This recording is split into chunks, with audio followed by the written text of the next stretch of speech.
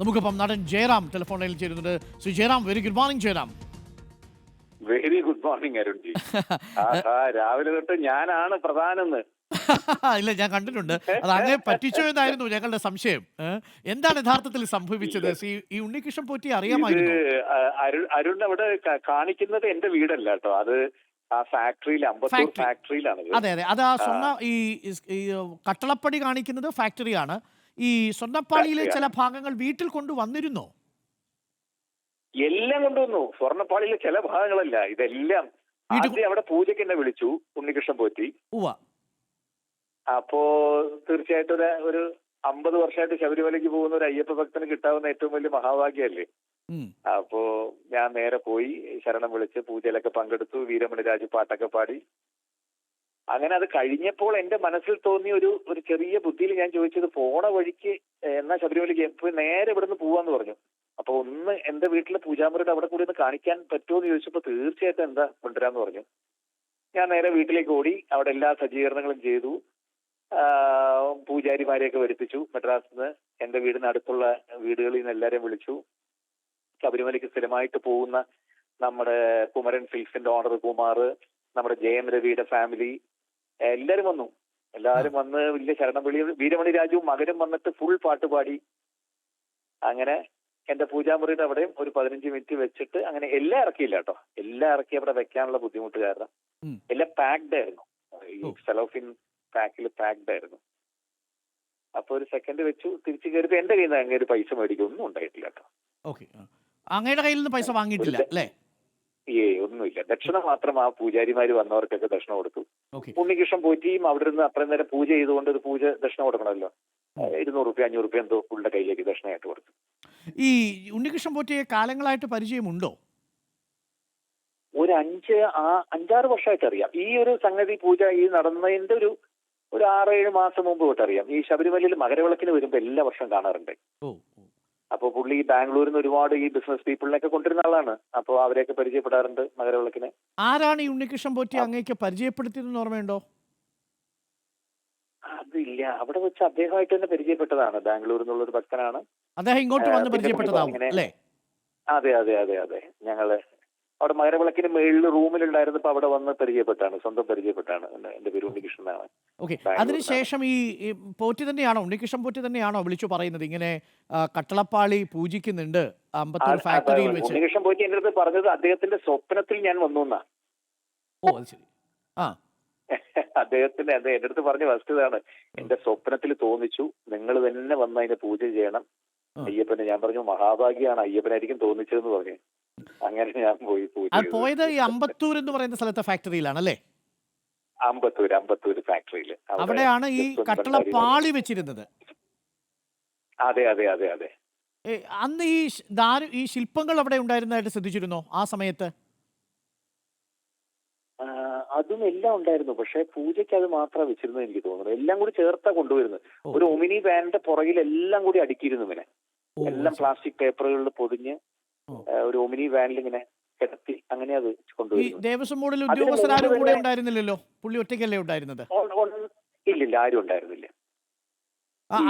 അതിനു മുമ്പ് ഇദ്ദേഹം ഒരു വാതില്, നമ്മുടെ 2 മെയിൻ വാതിലില്ലേ, അതും ഇതേപോലെ സ്വർണം ചെയ്തിട്ട് അദ്ദേഹം പറഞ്ഞു സ്വപ്നത്തില് ജയറാം വന്ന് ചെയ്യണം അത് ഇത്. അപ്പൊ ഞാൻ തൊടുപുഴയിൽ ഷൂട്ടിംഗ് നടക്കുകയാണ്. അപ്പോ ഇത് ശബരിമലയിലേക്ക് കൊണ്ടുപോകുന്ന വഴി എവിടെയെങ്കിലും നിർത്തിയിട്ടും ജയറാം വന്ന് പൂജ ചെയ്യാതെ ഞാൻ കൊണ്ടുപോയില്ല എന്നൊക്കെ പറഞ്ഞു. അപ്പോ അങ്ങനെ എനിക്ക് തോന്നണ ഏത് അമ്പലം ഞാൻ മറന്നുപോയി, ചങ്ങനാശ്ശേരിക്ക് അടുത്തോ ഏതോ ഒരു ക്ഷേത്രത്തിൽ ഒരു ദിവസം മുഴുവൻ നിർത്തി വെച്ചിരുന്നു. എന്നിട്ട് രാവിലെ ഞാൻ പോയി അതിന്റെ പൂജയൊക്കെ കാണിച്ചു. എന്നിട്ട് ആ വണ്ടിയിൽ കയറി അതിനോടൊപ്പം ശരണം വിളിച്ച ഒരു 10 കിലോമീറ്റർ ഞാൻ ട്രാവൽ ചെയ്യുകയും ചെയ്തു അതിനോടൊപ്പം. അതായത് ഈ കട്ടളപ്പാളി കൂടാതെ വാതിൽ തന്നെ കൊണ്ടുപോയി അല്ലേ? ആ വാതില് കൊണ്ടുപോകുന്ന ഒരു വലിയ വണ്ടിയിലാണ് കൊണ്ടുപോയത്. അത് ഈ കട്ടളപ്പാളി പൂജിക്കുന്നതിന് മുമ്പാണോ അതിന് ശേഷമാണോ? മുമ്പ് അതിനൊക്കെ മുമ്പ്. ഈ കോവിഡിനൊക്കെ മുമ്പാണ്? ആ കോവിഡിനൊക്കെ മുമ്പ്.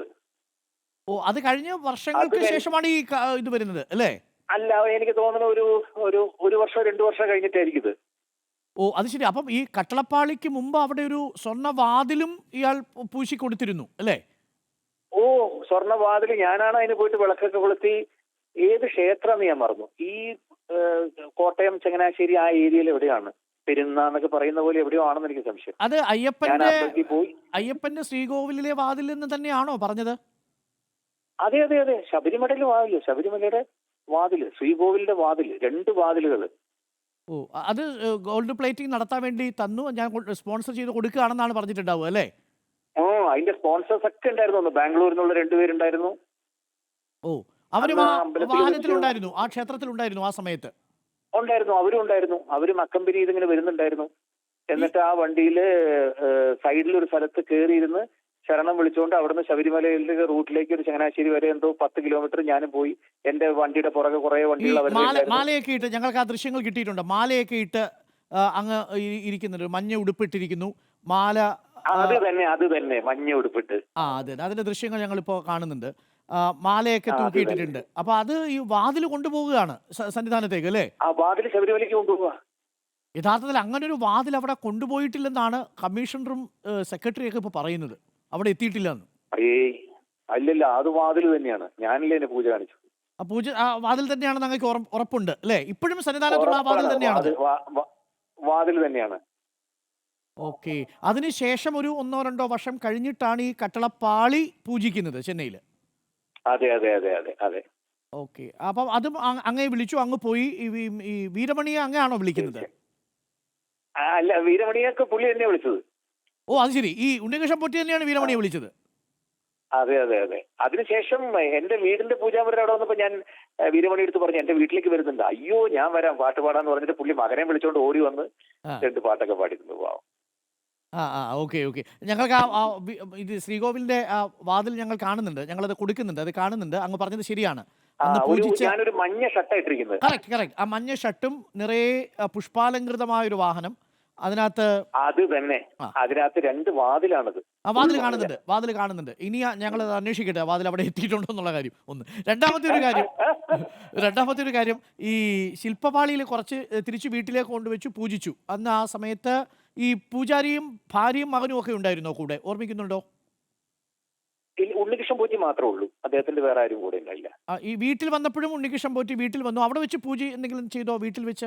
ഉണ്ണികൃഷ്ണൻ പോറ്റിയുടെ കൂടെ 2 സഹായികളും ഉണ്ടായിരുന്നു.